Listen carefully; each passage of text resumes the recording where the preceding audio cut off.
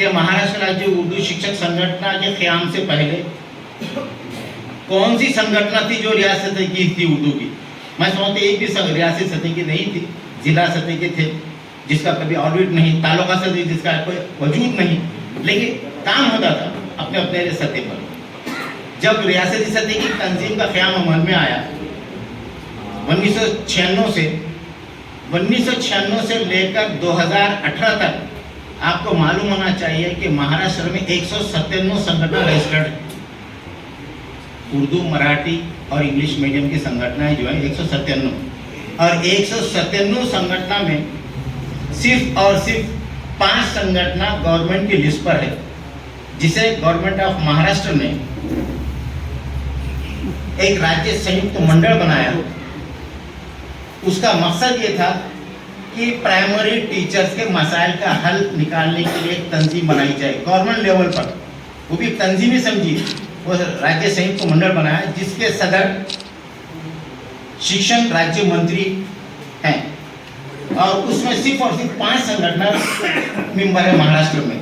5 संगठन के अलावा कोई छठी संगठन का वजूद गवर्नमेंट की लिस्ट पर नहीं है।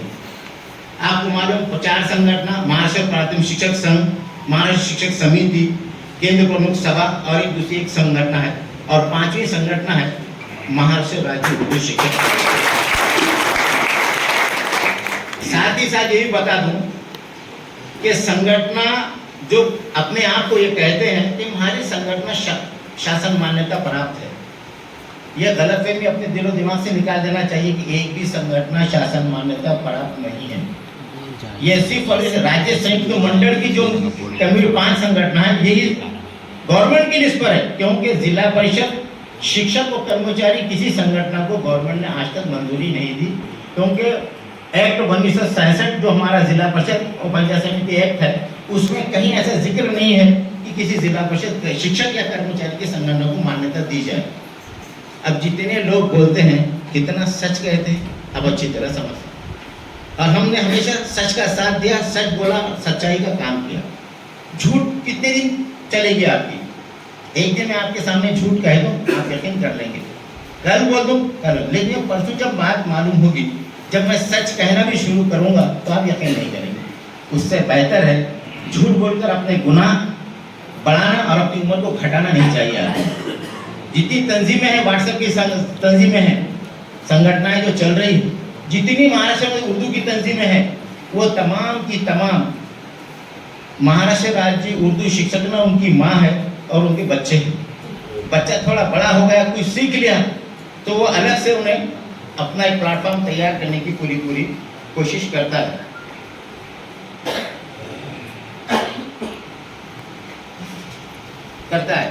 और जितने भी आज संगठन के ओहदेदार हैं, उन ओहदेदारों के दिल पर हाथ रख के उनसे पूछिए आप कहाँ से ट्रेंड होकर आए हैं।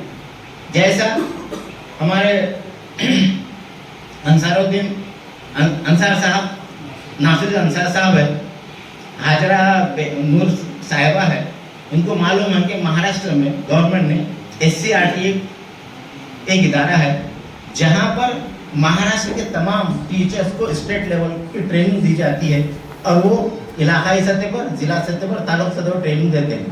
तो उसी तरह महाराष्ट्र राज्य उर्दू शिक्षक संगठन में ट्रेन होकर जाते हैं, अब जिला सतह पर, तालुका सतह पर, अपने लेवल पर काम करते हैं। कई मसाइल तो आपको मालूम होना चाहिए, कुछ संगठनों के शिक्षण मंत्री अपने कैबिन से निकल रहे और बाथरूम को जा रहे, वहीं एक आ जाता है पदाधिकारी, यूं निवेदन देता है, एक फोटो लेता है, तमाम उर्दू के मसाइल खड़े खड़े हल जाते हैं। ऐसे पढ़ने को और देखने को मिले, लेकिन ये सच नहीं है। महाराष्ट्र राज्य उर्दू शिक्षक संगठन ने हमेशा बहुत मेहनत और मशक्क़त के साथ, ईमानदारी के साथ अपने मसाइल को हल किया। वो तारीखी दिन आज भी मुझे याद है, 16 जनवरी 2006, जो आपके इलाके के कमिश्नर जो थे आयुक्त सुमित मलिक साहब, मैं और जवाद साहब एक महीना पहले उनसे टाइम लिया हमने, कि हमने कहा कि हमारे मसाइल हैं सर, हमारी प्रॉब्लम्स हैं, 22 प्रॉब्लम्स उनके सामने रखे, और ये हमको अभी कुछ मत बोलिए सर, आप हमको डिस्कस के लिए टाइम दो, जब आप देंगे आपकी सहूलत के, आपकी जब फुर्सत में आप टाइम दो हमको। उन्होंने टाइम दिया 16 जनवरी 2006। तो वो जो वक्त है, मैं समझता हूँ महाराष्ट्र की तारीख में ऐसी संगठन की मुतालबा कभी मंजूर नहीं। एक डिमांड लेकर जाओ, आपको सैकड़ों चक्कर करना पड़ता, फिर कुछ ना कुछ खामियां निकलती ही रहती।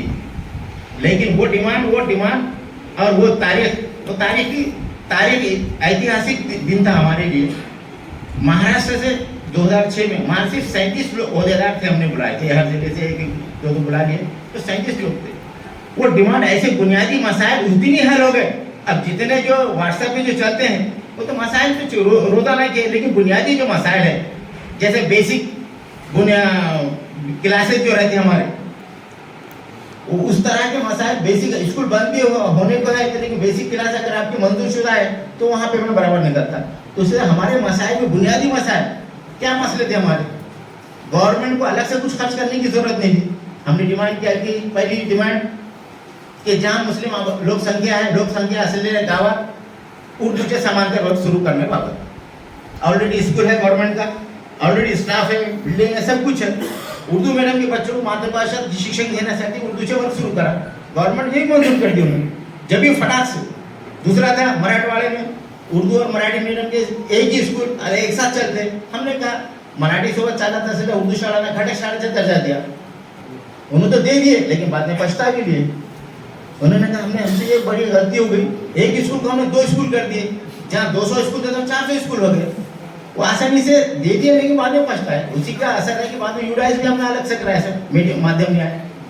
दूसरा डिमांड ये थी, हम ये कहते हैं घर बैठे बैठे कुछ लोग घर ऐसा होना चाहिए, संगठन ऐसा करना चाहिए, कौन करना चाहिए, प्रमोशन किसको होना, मुझे बना, लेकिन मैं अपने घर में बैठूंगा, और जवाब सर ने, हयात खान सर ने करना चाहिए। ऐसा नहीं है। काम करने के लिए, तंजीम काम करने के लिए पहले मैं तैयार हूं इस काम के लिए, मेरे साथ कौन वाला बोलिए, जावेद जौहर सर ने करना, नाजिम सर ने करना, ऐसा नहीं। तो ऐसे डिमांड विस्तार अधिकारी नहीं होने की वजह से नासिर खान साहब से पूछिए कितने प्रॉब्लम्स आते थे। आज तक कौन हमारा गैर मुस्लिम एक मराठी मीडियम का आता, हर हमारे बच्चों के सर गिनकर चले जाता, क्या है उसको कुछ पढ़ने आता ना लिखने आता। तो हमने डिमांड ये की, प्रत्येक जिल्ह्यामध्ये शिक्षक संख्या 40 शाळा किंवा 200 शिक्षकावर एक विस्तार अधिकारीचे उर्दूचे पद मान्य करण्यासाठी मुख्य कार्यकारी अधिकाऱ्यांना आदेश देने।